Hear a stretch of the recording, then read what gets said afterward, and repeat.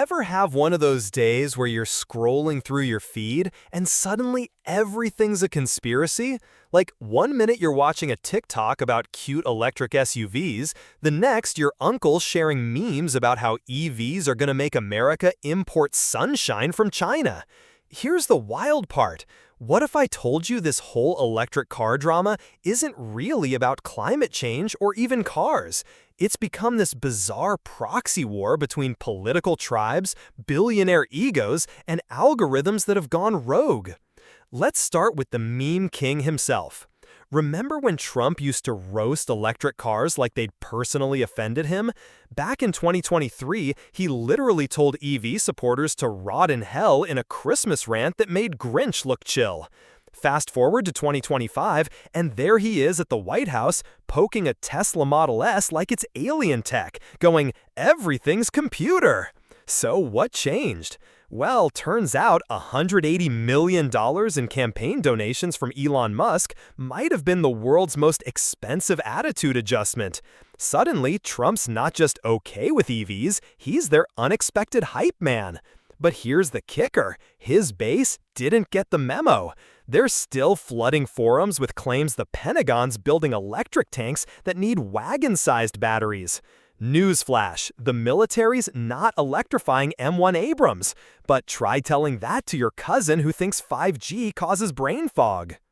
Meanwhile, Musk's own platform, X, has become the Mos Eisley cantina of EV info. You'll find every take except the truth.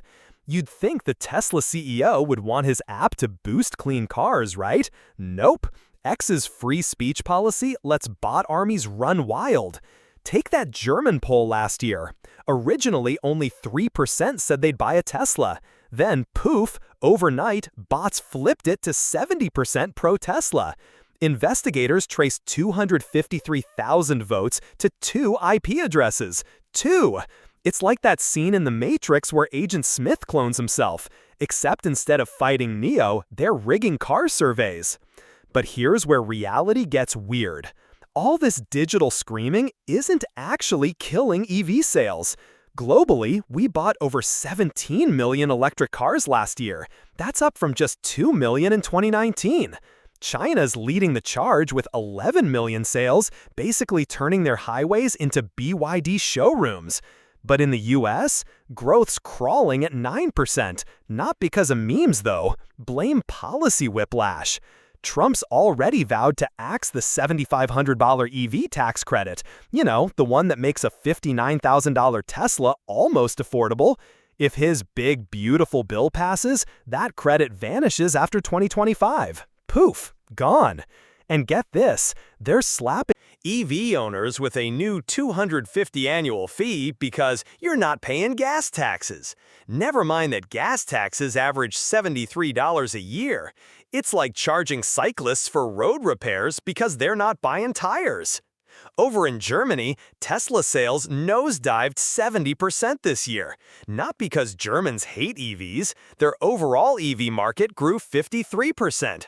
Turns out when Musk cozies up to the far-right AfD party, even eco-warriors draw the line. Meanwhile, China's BYD sold 4.1 million EVs last year, dethroning Tesla as the global king.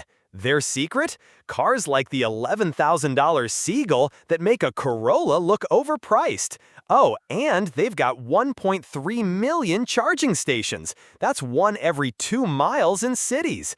Compare that to the US, where finding a working charger in rural Ohio feels like winning the lottery. Here's the twist. While politicians and bots scream, actual car buyers are quietly changing the game. A new J.D. Power study shows 94% of EV owners would buy another. Only 12% want to go back to gas. Why? Because once you've had instant torque and home charging, pumping gas feels like using a flip phone. But there's a catch. 69% of new EV buyers get zero education about tax credits or charging costs. Dealers are dropping the ball harder than a Tesla Cybertruck's window glass.